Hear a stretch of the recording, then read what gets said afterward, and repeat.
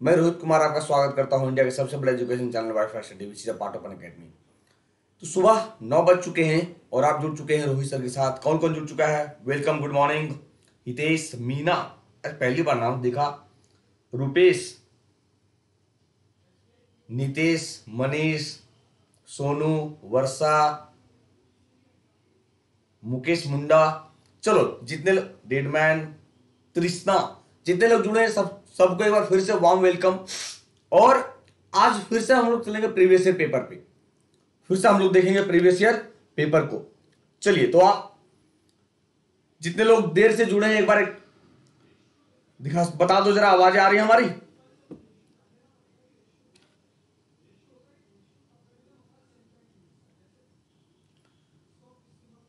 आवाज पहुंच रही बच्चे हमारी? चलिए तो चलते हैं और देखते हैं। मैं आपको बता दूं कि सर 4 मई से बैच शुरू हो गया है एसएससी एग्जाम का। तो बस कोड यूज करिए एसएससी एग्जाम, जहां से मेरा जीएस का कोर्स आने वाला है 11 मई से, और नमन सर का 7 से, आकांक्षा मैम का आ चुका है 4 मई से जो इंग्लिश पढ़ाएंगे। तो बिल्कुल एक बार जुड़िए और अपने करियर को और ऊंची उड़ान दीजिए। 2 चैनल बनाए गए सर, आपको पता ही है। तो अगर आप लाइव टेस्ट देते हैं रेगुलर तो आपकी स्पीड और एक्यूरेसी दोनों देखने को मिलता है। बिल्कुल लाइव टेस्ट चैनल और डिफेंस एग्जाम दोनों को सब्सक्राइब करिए ताकि नोटिफिकेशन मिले। Sir previous year paper part 3 यही तो है, क्योंकि हम लोगों ने लगातार देखा। 1 मिनट रुकना बच्चों,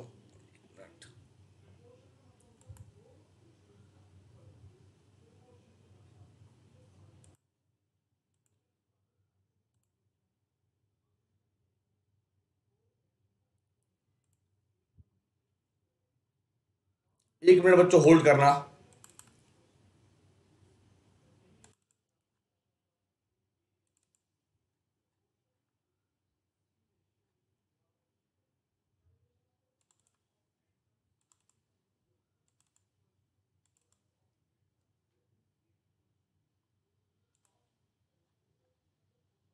चलिए, क्वेश्चन नंबर 1 आपके सामने ये रहा। चलिए, टाइगर, क्या बात है, इस तरह से यूट्यूब से एग्जाम क्लियर हो जाएगा क्या सर? पवन, बिल्कुल, अगर आप अपनी मेहनत करते हो तो बिल्कुल एग्जाम क्लियर होगा। सामने क्वेश्चन देखा क्या कि माउंट कोजेस्को किस देश का सबसे उच्चतम बिंदु है? ऑस्ट्रेलिया, जापान, उत्तर कोरिया, इनमें से कोई नहीं। जल्दी, हाँ ये तो कल वाली थी, ये कल वाला था, आप दिख गया ना सामने। चलो बताओ जरा क्वेश्चन क्या होगा, इस क्वेश्चन का जवाब।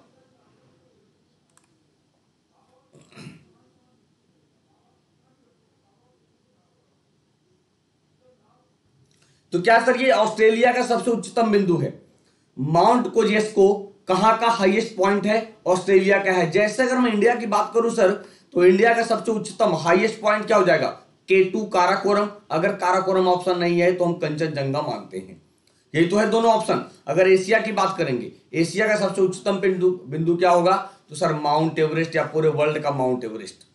बात समझ में आ गया?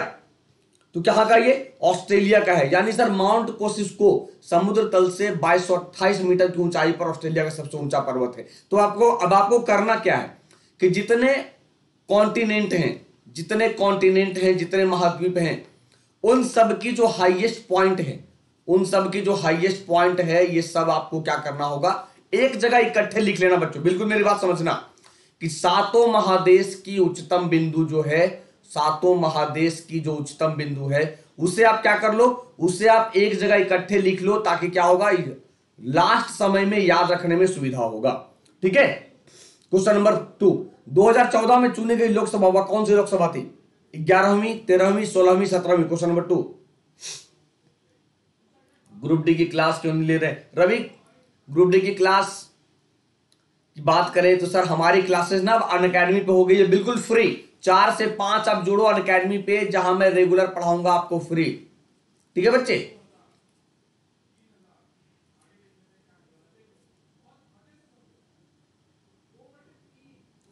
सत्यम, देखो थोड़ा सा तो मेहनत करना पड़ेगा ना बच्चे। सर ये देखो बिल्कुल 2014 पूछा है मैंने, 2019 नहीं, ध्यान देना। ये 2014 पूछा गया है क्योंकि आपको पता है 2015-16 में जो पेपर हुआ था आरआरबी एनटीपीसी का प्री और मेंस, उसी के क्वेश्चन है। उसी के क्वेश्चन है हूबहू, क्योंकि 2019 पूछता तो सर बता दो 2019 लोकसभा में 2015-16 में कैसे पूछेगा, तो 2014 में जब पहली बार मोदी सरकार आई थी तो 16वीं लोकसभा थी। अभी 2019 की बात करेंगे तो ये 17वीं लोकसभा है। ये क्या है? 17वीं लोकसभा है, बिल्कुल याद रखना। ठीक है, तो 543 सीटों के लिए चुनाव होता है। 2 सदस्य जो हैं एंग्लो इंडियन है वो राष्ट्रपति नॉमिनेट करते हैं, क्या करते हैं? मनोनीत करते हैं। Question number 3, what was the name of Harshvardhan biography? Harshvardhan की जीवनी का नाम क्या था? हर्षचरित, हर्षमंगलम, हर्षमानस या इनमें से कोई नहीं? जल्दी।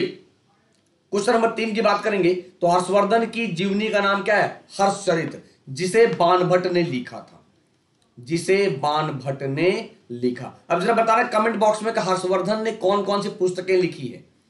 हर्षवर्धन ने कौन कौन सी पुस्तकें लिखी है बच्चों? जल्दी जल्दी बता दो।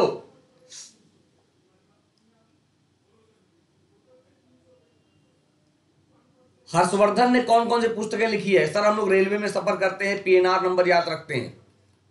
पूछता है ना भैया देख लो पीएनआर नंबर आया कि नहीं आया, पीएनआर नंबर आया तो पता करते हैं कि हमारी जो रेलवे की टिकट है वो कंफर्म सीट हुआ है या नहीं हुआ है। पीएनआर यानी तो वहां ये पीएनआर नहीं, यहां हर्षवर्धन की के द्वारा लिखी गई 3 पुस्तकें हैं। दैट मीन्स प्रियदर्शिका, नागनंदा, रत्नावली, ये पीएनआर का मतलब हो गया। क्या बच्चों? प्रियदर्शिका, नागनंदा और रत्नावली, ये पीएनआर किसके द्वारा लिखा गया? हर्षवर्धन के द्वारा लिखा गया। किसके द्वारा? हर्षवर्धन के द्वारा लिखा गया। तो सर बाणभट्ट संस्कृत के लेखक थे जो हर्षवर्धन के दरबार में रहते थे। उन्होंने हर्षचरित और कादंबरी 2 पुस्तकें लिखी है। हर्षचरित और कादंबरी 2 पुस्तकें लिखी है। ठीक है, चलिए आगे देखिए। क्वेश्चन नंबर 4, किस मुगल शासन के काल के दौरान जजिया कर लगाया गया था? जल्दी।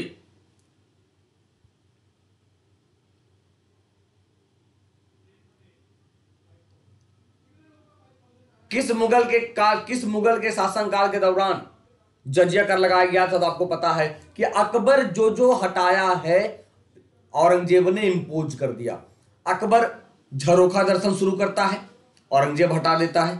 अकबर तुलादान प्रथा शुरू करता है, औरंगजेब हटा देता है। अकबर जजिया प्रथा शुरू करता है, जजिया कर हटाता है, औरंगजेब जजिया कर लगा देता है। तो जजिया कर की बात करेंगे तो आपको पता है ये गैर मुस्लिमों पे लगाया गया था, जो पहली बार भारत में मोहम्मद बिन कासिम ने लाया था। एक बात और याद रखो कि जजिया कर की बात करेंगे सर पहली बार ब्राह्मणों पर कौन लगाया था? तो फिरोज शाह तुगलक ने पहली बार ब्राह्मणों पर लगाया था भारत में। बात समझ में आ गया कि बिल्कुल क्वेश्चन को जोड़िए, क्वेश्चन को रिलेट करिए, तब आपको याद आएगा। क्वेश्चन को जब तक जोड़ेंगे नहीं तब तक कतई याद नहीं आएगा। बिल्कुल एक साथ को जब आप रिवीजन करते हो, पढ़ाई करते हो, तो कोशिश करो कि इस क्वेश्चन से और क्या क्या जवाब निकल कर आएगा हमारे लिए। ठीक है, चलिए एक स्टेटमेंट है जो रेलवे 2016 में मेंस में पूछा है कि सर किसने कहा था कि ओह अप्रिय लोकतंत्र मैं तुमसे प्यार करता हूं? जल्दी। मोहम्मद बिन कासिम नहीं, ओम प्रकाश, फिरोज शाह तुगलक। ब्राह्मण पर फिरोज शाह तुगलक। उससे पहले कोई लगाया होगा ना, तो बता तो दिया फिरोज शाह तुगलक लगाया था। तो सर ये कहा है GB Shaw, who said that, किसने कहा था कि ओह अप्रिय लोकतंत्र मैं तुमसे प्यार करता हूं? जीबी शॉ के द्वारा कहा गया है। तो रेलवे के कुछ क्वेश्चन आपको देखने को मिलेंगे ऐसे स्टेटमेंट बेस्ड, क्योंकि रेलवे की सिलेबस सर, रेलवे की महिमा रेलवे ही जाने। इन्हीं बेसेंट के अलावा निम्नलिखित में से किसने भारत में होम रूल आंदोलन शुरू किया? Question number 6। देखो ये बातें अच्छी लगी जतिन की, स्किप कर गए। ये बात जब तक सर गुण नहीं आएगा आप में तब तक चीजें आपके अकॉर्डिंग नहीं होगा। इसीलिए जब नहीं आता है तो बिल्कुल स्किप करिए, वो ज्यादा बढ़िया। देखो अमरजीत ने भी स्किप कर दिया, बहुत बढ़िया। तो एनी बेसेंट के अलावा बाल गंगाधर तिलक ने शुरू किया। आपको पता है कि सबसे पहले अप्रैल में और सितंबर में, तो कब? 1916 में अप्रैल में शुरू करते हैं बाल गंगाधर तिलक, और सितंबर में शुरू करती है एनी बेसेंट। तो बाल गंगाधर तिलक कहां से शुरू करते हैं? पुणे महाराष्ट्र से। और एनी बेसेंट शुरू करती है कहां से? तो सर एनी बेसेंट शुरू करते हैं तमिलनाडु अडयार आश्रम से। अडयार आश्रम से, यानी दोनों ने शुरू किया था भारत में 1916 में। तो लिखते चलना, बिल्कुल याद करते चलना, ये ज्यादा बेटर है आपके लिए जो मैं बता दे रहा हूं। ठीक है बच्चों। The zonal soil type of peninsular India belongs to, प्रायद्वीपीय भारत के क्षेत्रीय मिट्टी का प्रकार किससे संबंधित है? यानी प्रायद्वीपीय की बात करेंगे तो प्रायद्वीपीय, सबसे पहले यह समझना होगा कि सर पेनिनसुलर किसे कहते हैं। तो पेनिनसुलर यानी जो इंडिया का जो नीचे वाला भाग है ना, तीन ओर जल से घुरा है। इधर क्या हो गया? इधर हो गया अरब सागर, इधर हो गया बंगाल की खाड़ी, इधर हो गया इंडियन ओशियन। तो ये वाला भाग को हम पेनिनसुलर कहेंगे। दैट मीन्स यहां पे कौन सी मिट्टी देखने को मिलेंगी? यही क्वेश्चन तो पूछा। तो काली मिट्टी, अलुवियल सॉइल, रेड सॉइल या नन ऑफ द अबव, उपरोक्त में से कोई नहीं। तो क्या होगा? लाल मिट्टी क्या होगा? जलोढ़ मिट्टी कैसे कहोगे? जलोढ़ मिट्टी सर ये नॉर्थ इंडिया, उत्तर भारत में जलोढ़ मिट्टी देखने को मिलेगा, हिमालय से निकलने वाली नदियां। गलत ना लगाओ। ये देखो कहा प्रायद्वीपीय भारत की। अब ये पूरा का पूरा देखो प्रायद्वीपीय भारत इमेज में देखना, यहां से देख लो, यहां से देख लो, ये वाला पोर्शन से देखो, ये पूरा केरल, तमिलनाडु, आंध्र प्रदेश, उड़ीसा, ये देख लो पूरा का पूरा क्या है? ये रेड सॉइल है। क्या बच्चों? रेड सॉइल है, याद रखना, इमेज में देख लो। अलुवियल कैसे कहोगे? अलुवियल यहां जाएगा ना बच्चे, अलुवियल यहां जाएगा, इस पोर्शन में जाएगा अलुवियल। ठीक है, बात समझ में आ गया? जितने व्हाइट दिख रहे हैं मैप में वो सब के सब लगभग ऊपर वाला भाग ये अलुवियल सॉइल है, ऊपर वाला भाग। समझ में आ गया? समझ में आ गया बच्चों? अगर समझ में आ गया हो तो जरा कमेंट बॉक्स में दिखा देना। बिल्कुल, एक दिन नहीं तो मैं मिट्टी पढ़ा दूंगा। ठीक है, कपास के लिए लाल को पीली मिट्टी भी, बिल्कुल। रेड सॉइल को येलो सॉइल भी कहते हैं, रेड सॉइल को येलो सॉइल भी कहते हैं, पीली मिट्टी भी कहते हैं। बिल्कुल कोई कंफ्यूजन नहीं है, लाल और पीली मिट्टी। सर नव माल्थसवाद सिद्धांत निम्नलिखित में से किसके साथ जुड़ा हुआ है? संसाधन की कमी, रोजगार, गरीबी या आय? Question number 8।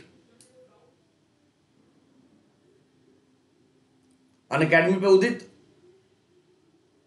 अनअकैडमी पे मैं बिल्कुल रोहित कुमार के नाम से हूं। अब जाओगे सर्च करोगे, अभी लास्ट में बता देंगे। ठीक है सर, संसाधन की कमी। अब देखो एक चीज समझना, अगर केवल होता माल्थस थ्योरी, अगर केवल होता माल्थस की थ्योरी तो ये जनसंख्या से संबंधित है, ये जनसंख्या से संबंधित है। लेकिन ये नव माल्थसवाद की बात करता है। जब माल्थस ने क्या कहा कि जनसंख्या कैसे बढ़ता है? 2 दूनी 4 दूनी 8 दूनी 16 दूनी 32, जबकि हमारा जो खाद्यान्न है, हमारा जो अनाज है, वो कैसे बढ़ता है?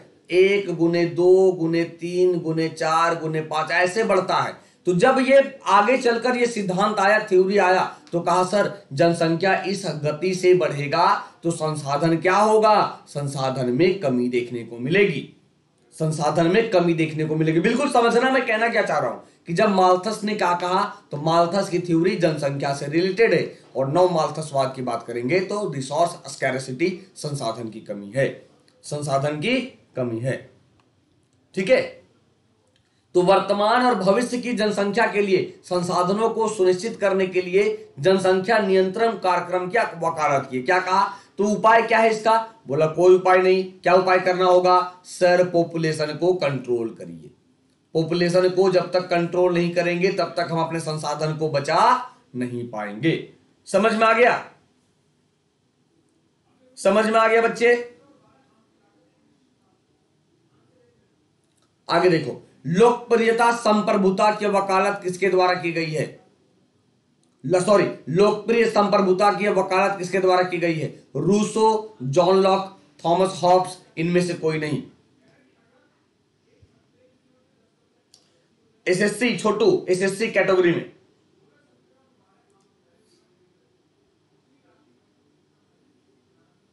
क्योंकि याद रखना जितने सारे मैं क्वेश्चन प्रीवियस ईयर करा दे रहा हूं बिल्कुल 200% रिपीट होगा, बिल्कुल रिपीट होगा यार, रेलवे तो रिपीट करता ही है, करता आपको पता ही है, रेलवे रिपीट करता, जो ट्रेडिशनल जीके हैं वो रिपीट करता है रेलवे।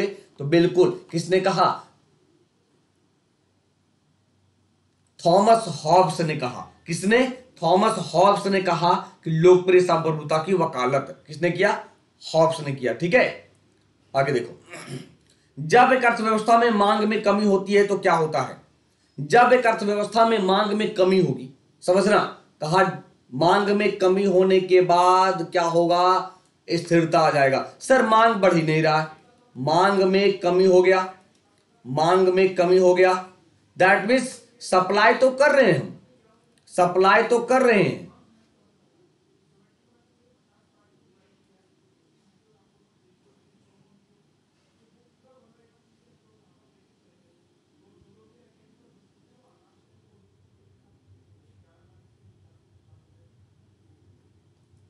ठीक है, तो मांग तो कर रहे हैं लेकिन सप्लाई तो हो रहा है लेकिन मांग में कमी, दैट में समझना।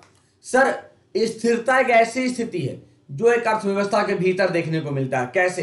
जब प्रोडक्शन बढ़ रहा है, जब कुल उत्पादन या तो गिरता है, प्रोडक्शन मान लो पूरा फॉल कर गया, या थोड़ा बढ़ता है, तो लगातार बेरोजगारी भी तो देखने को मिलेगी, जिससे एक स्थिर अर्थव्यवस्था की विशेषता है।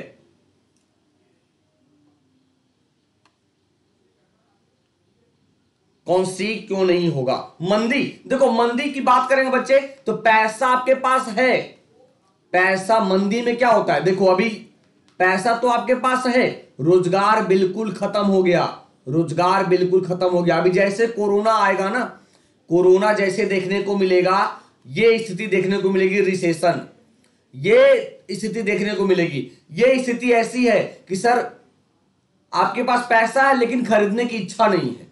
मंदी में क्या होता है? आपके पास पैसा है लेकिन खरीदने की इच्छा नहीं है। और स्थिरता में क्या होगा कि लगातार मांग में कमी होती चली जाती है, लगातार मांग में कमी होती चली जाती है। ठीक है, आगे देखो, हिमालय किसका उदाहरण है? Himalaya is the example of, Himalaya किसका उदाहरण है? Fold mountain, block mountain, residual mountain, या बोथ ए एंड बी। पिछले वाला का जवाब जॉन लॉक होगा। चलो राकेश कुमार देख लेंगे, ठीक है, परेशान ना हो। इन्फ्लेशन क्या होगा? विशाल इन्फ्लेशन में पैसा खूब बढ़ता है, सामान भी मार्केट में आता है, तो रेट क्या होगा? हाइक हो जाएगा, प्राइस क्या होगा? हाइक हो जाएगा। ठीक है, तो हिमालय किसका उदाहरण है? हिमालय फोल्ड माउंटेन का उदाहरण है, वलित पर्वत का उदाहरण है। तो कैसा? New fold mountain, new fold mountain, new fold mountain का एग्जांपल है ये। एक्साइज ड्यूटी किस पर लगाते हैं? जल्दी, एक्साइज ड्यूटी किस पर लगाया जाता है? वस्तुओं के निर्यात में, वस्तुओं के उत्पादन में, वस्तुओं के आयात में, या नन ऑफ द जिनमें से कोई नहीं?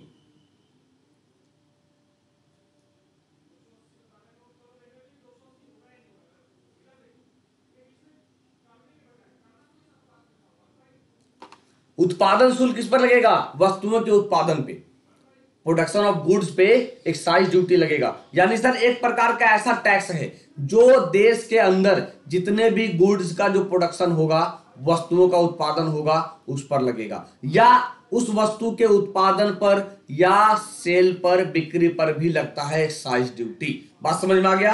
किस पर लगेगा? प्रोडक्शन पर लगेगा। किस पे? प्रोडक्शन पे लगेगा।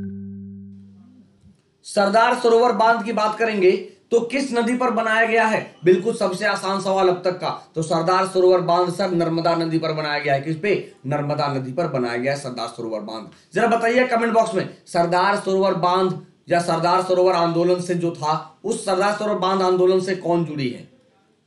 सरदार सरोवर बांध आंदोलन से कौन जुड़ी है? नर्मदा बचाओ आंदोलन, दैट मीन्स नर्मदा बचाओ आंदोलन से कौन जुड़ी है?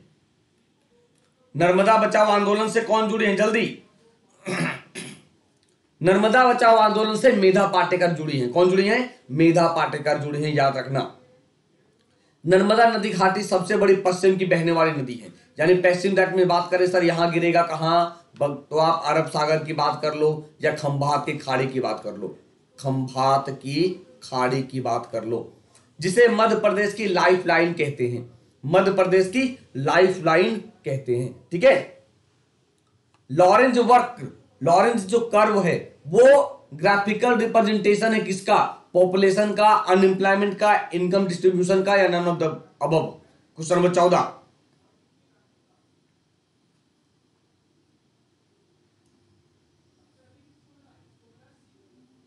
तो लॉरेंज कर्व की बात करेंगे सर, ये इनकम डिस्ट्रीब्यूशन से संबंधित है। क्या है? इनकम डिस्ट्रीब्यूशन से संबंधित है। दैट मीन्स 1905-6, कहीं कहीं 1906 मिलेगा तो बच्चे कहेंगे सर आप गलती पढ़ा दिए।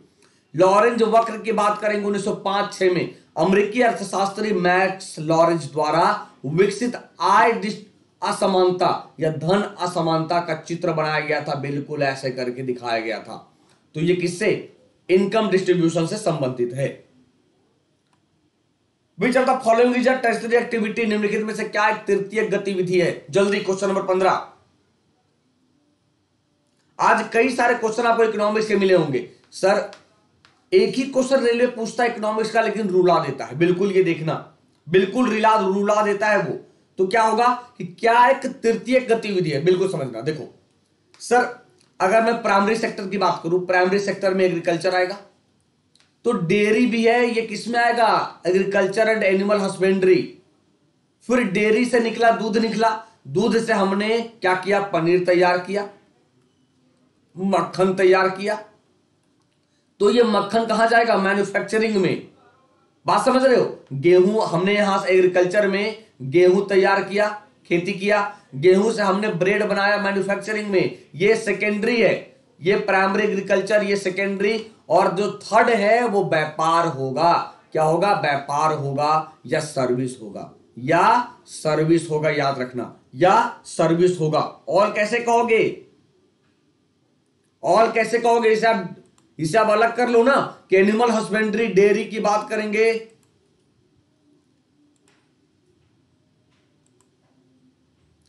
भारत किस देश के साथ दूसरी सबसे लंबी अंतरराष्ट्रीय सीमा साझा करता है? जल्दी, क्वेश्चन समझते नहीं हो, समझना पड़ेगा तभी बनेगा।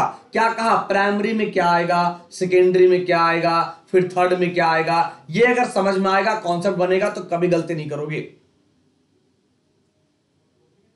वीरेंद्र, तो समझना पड़ेगा ना बच्चे। ऑल जानबूझ कर दिया जाता है कि आपका कॉन्सेप्ट क्लियर हो।